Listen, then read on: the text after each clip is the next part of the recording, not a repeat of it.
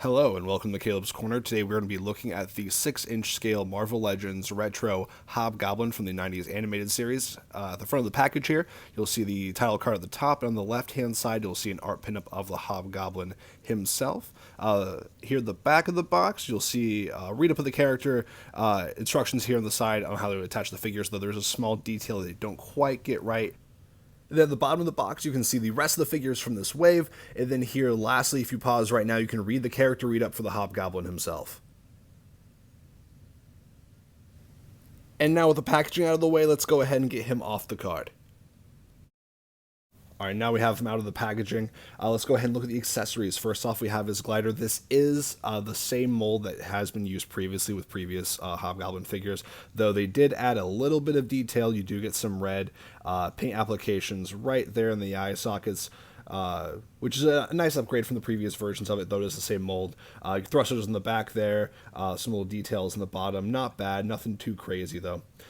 Here on the satchel, I'm kind of impressed with the satchel. It does look rather nice. We'll put them on in a second here, and I'll point out the issue that the box doesn't point out. But it is pretty well sculpted. There's some nice details made of a nice little pliable material. So as far as I'm concerned, you probably won't tear it.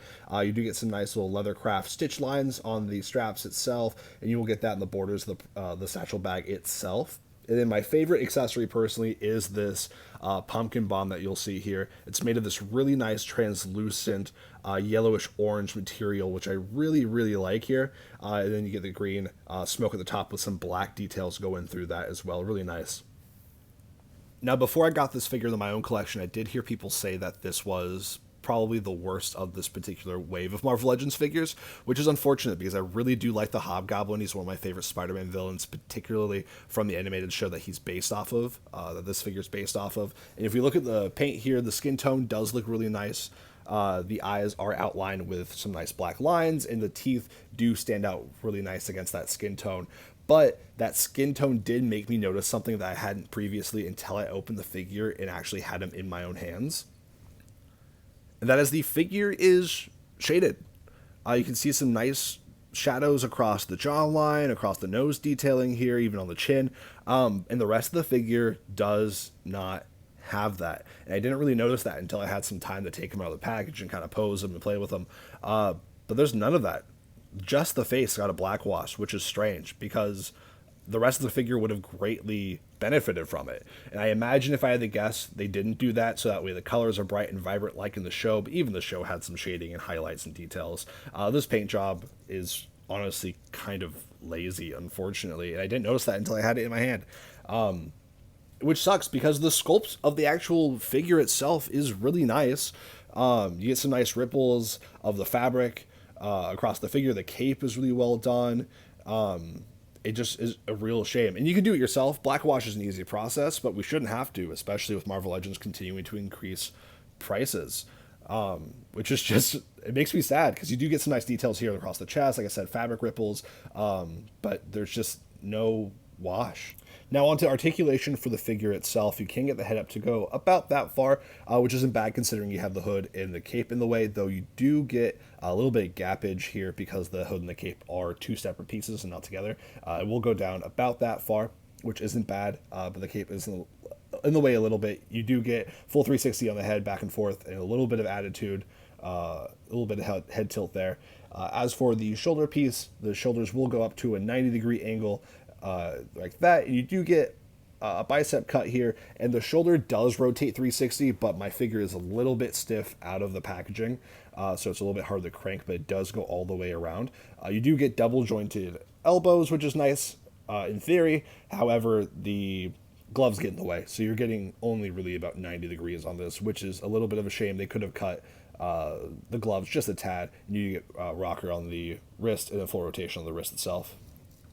For the ab crunch forward, you go about that far forward, which honestly isn't that far forward at all. Going backwards, you go about that far back, about that far. I think you get a little bit further backwards than you do forward, but if not much at all. You do get a ratcheted waist rotation there.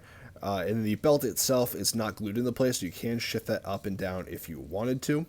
For the legs, you go that far forward there, about 290 degrees, and then you get the pretty much perfect splits, actually, which is pretty impressive. You do get the upper thigh cut as well on both sides, and then the double jointed knee, which, unlike the gloves, the boots on the legs do not really get in the way of that double jointed knee. You do get pretty nice range of motion there. On the ankle, it goes that far back and then that far forward, and then you get the side-to-side rocker as well. And they do hide the calf cut at the top of that boot there, so you do get that calf cut there. I'm not sure if it's just a quality control issue on my personal figure, but I did notice that Hobgoblin's right ankle is a much stiffer ratchet. I really have to crank the thing versus the left side, which I can get a pretty smooth rotation on the forward and back, but the left side I really do have to crack that thing. I'm not sure if that's just a quality control issue or if other people have the same issue, but I did notice that, at least on my particular figure, that stiffness is there. Now, the articulation is fairly average, with the ab crunch forward and back probably being the weakest part. Though the full splits are nice, and I was a little shocked to see the waist ratcheting. I've never really seen that on a figure before, but it is there. And then the more I look at the figure, the more I really do wish that black wash was present over the rest of the figure. It really could have benefited from that extra paint. Now, as for the instructions that the back of the box does neglect, it does show you just like throwing the shoulder up and then getting that satchel onto the figure, which is wrong. You can't get the satchel on the figure like that. It just has like an arrow pointing at him saying to do it that way. You have to get the head off, then the cape off, and then you can see the figure a little bit better from the back here. That backwards ab crunch is a little bit better without that cape on. But taking that off does allow you to get that satchel onto the figure itself, and then you have to throw the cape back on, and then get that head snap back onto the peg, and then you're set and good to go. The back of the box does get that wrong. Unfortunately, I have to bring up my biggest complaint with the figure, and that is because of the glider itself, which is unfortunate. Because of the glider is a reuse of an old mold, the previous Hobgoblin figure that it comes from did not have these same kinds of boots that this figure has. It has rounded boots, while the previous figure had hooked boots. And what the hooks allowed the previous Hobgoblin figure to do, that this glider is designed for, is hook into the glider so that way you can hook it in and the glider stays onto the figure. Now, it doesn't have that. It doesn't hook into the figure, so it just kind of falls off whenever I like play with it or pose it. Even though there's peg holes in the bottom of the boots, and they could have like put pegs here, but there's nothing. So without pegs, without the hooked boots, there's no good way to get this glider to stay on the Hobgoblin, which is a huge oversight in my opinion. That the glider for the Hobgoblin doesn't stay on the figure, and I've like played with it for a bit. There's no really good way other than friction, like force it on there to get it on. It's really just gravity and friction that keeps this on because of the lack of curved boots. There's no pegs, so it just like falls off at like the slightest touch. I kind of got it here, but even here I'm really gentle because it falls off just like that. It's really unfortunate and a huge oversight.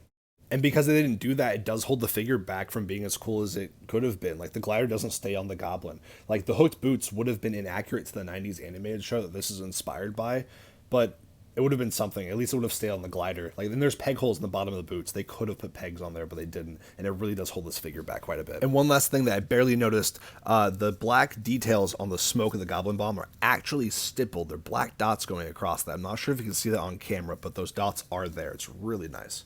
And then for scale, here is our retro Hobgoblin next to our retro Shocker. Ever so slightly because of the hood, the Hobgoblin is a little bit taller than the Shocker, just barely, but I do like how they scale next to each other. I like how the Shocker is a little bit bulkier than Hobgoblin, who's a little taller and a little bit leaner.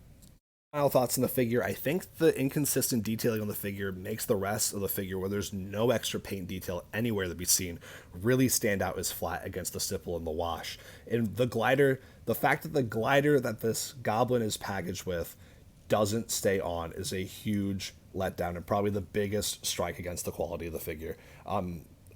Even the hooked boots, though inaccurate, would have been better than it not staying on at all. So overall, I'm thinking probably a 5. I think a 5 is about what this figure deserves, which is unfortunate because he's one of my favorite characters in this. And that's going to do it for this review of the Marvel Legends Hobgoblin Retro figure. If you have this figure in your collection at home, let me know down below what you think of it. If there's anything I said that you disagreed with or agreed with, I'd like to hear. But for now, I'll see you next time at Caleb's Corner.